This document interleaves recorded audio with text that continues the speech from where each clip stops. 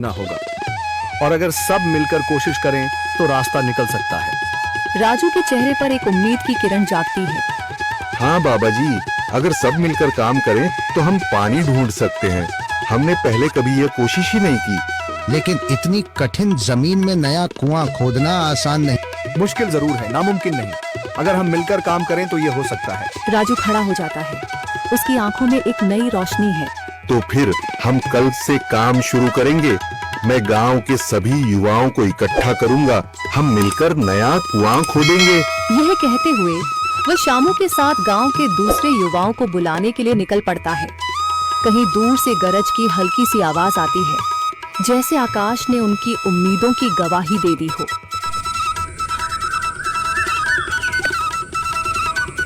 अगली सुबह राजू और शामू गांव के युवाओं को इकट्ठा करने निकल पड़े। चौधरी महेश की हवेली के सामने एक भीड़ जमा है। बाबा जी, संदरी, गांव के कुछ बुजुर्ग और किसान सभी मौजूद हैं। हम हाथ पर हाथ रखकर नहीं बैठ सकते। अगर अल्लाह ने हमें हिम्मत दी है तो हमें खुद पानी के लिए मेहनत करनी होगी। हम एक नया कुआं खोदेंगे। लेकिन राजू, क्या हमें यकीन है कि वहाँ पानी मिलेगा? बेटा, पानी जमीन के अंदर होता है, बस सही जगह खोदने की जरूरत है। हमने अपने बुजुर्गों से सुना था कि पुरानी नहर के पास जमीन नरम थी, शायद वहीं पानी हो। बाबा जी सही कह रहे हैं। अगर तुम सब यह काम करने के लिए तैयार हो तो मैं अपने कुछ मजदूर भेज सकता हूँ। धन्यवाद चौधरी जी, लेकिन हम सब खुद भी मेहनत करेंगे। यह हमारे गांव के अस्तित्व की लड़ाई है। संदरी, जो अब तक चुप थी, आगे बढ़ती है। हम औरतें भी पीछे नहीं रहेंगी। हम पानी लाने की व्यवस्था करेंगी, खाना बनाएंगी, ताकि तुम सब आराम से काम कर सको। यही हिम्मत चाहिए थी संदर। पूरा गांव एक नई उम्मीद के साथ कुआं खोदने की तैयारी में जुट जाता है। दूसरी ओर कुआं खोदने का काम शुरू हो चुका है। राजू, शामू और दूसरे युवा बेलचे चलाने लगते हैं। मिट्टी बाहर निकाली जाने लगती है। तेज गर्मी के बावजूद सब पूरी हिम्मत के साथ जुटे हुए हैं। दोपहर की तेज धूप जमीन आग की तरह तप रही है। गांव के लोग लगातार कुआं खोदने में जुटे हैं। हाथ छिलने लगे हैं, माथे से पसीना बह रहा है, मगर किसी ने हार नहीं मानी। महिलाएं पानी और सत्तू लेकर आती हैं ताकि पुरुषों को कुछ राहत मिले। हमें और गहराई तक जाना होगा। अब तक सिर्फ सूखी मिट्टी और पत्थर ही निकल रहे हैं। राजू, यह बहुत कठिन काम है। अगर हमें पानी न मिला।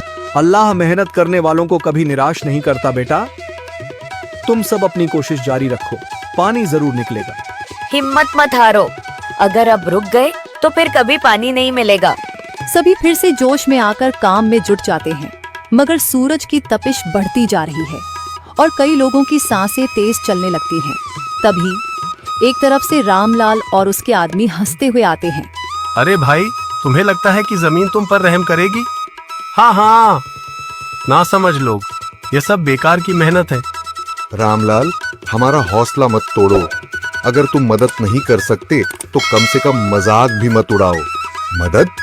हाँ, मैं अपने कुएं का पानी बेच सकता हूँ, मगर मुफ्त में नहीं दूंगा। राजू सब अनसुना कर फिर काम में लग जाता है। शाम होने लगती है, लेकिन अभी तक पानी का नामो निशान नहीं। कुछ लोग मायूस होकर पीछे हटने लगते हैं। राजू, शायद रामलाल सही कह रहा है। यह सब बेकार है। नहीं शामू, हमें हार नहीं माननी। अगर आज हार गए तो फिर कभी हिम्मत नहीं कर पाएंगे। तभी अचानक फावड़ा किसी कठोर चीज से टकराता है। एक अजीब सी आवाज आती है। राजू चौंक कर देखता है और जल्दी जल्दी मिट्टी हटाने लगता है। अचानक एक ठंडी लहर महसूस होती है। सभी लोग दौड़ कर आते हैं। जैसे जैसे मिट्टी हटती है, नीचे से गीली जमीन नजर आने लगती है। सब हैरान रह जाते हैं। सुभान अल्लाह, मैंने कहा था ना, अल्लाह हमारी मेहनत को जाया नहीं करेगा। राजू और बाकी सभी जोर लगाते हैं। कुछ ही पलों बाद अचानक मिट्टी के नीचे से पानी की एक छोटी सी धारा फूट पड़ती है। गांव वाले खुशी से चिल्ला उठते हैं। पानी पानी निकल आया। यह अल्लाह की कुदरत है रामलाल, जिस पर तुम्हें यकीन नहीं था। पूरा गांव आनंद से झूम उठता है। लोग एक दूसरे को बधाइयां देते हैं। औरतें दुआ करने लगती हैं। कुछ दिन बीत चुके हैं। गांव वाले नए कुएं से पानी भर रहे हैं, खेतों को सींच रहे हैं और जिंदगी फिर से पटरी पर लौट रही है। मगर रामलाल अब भी अपनी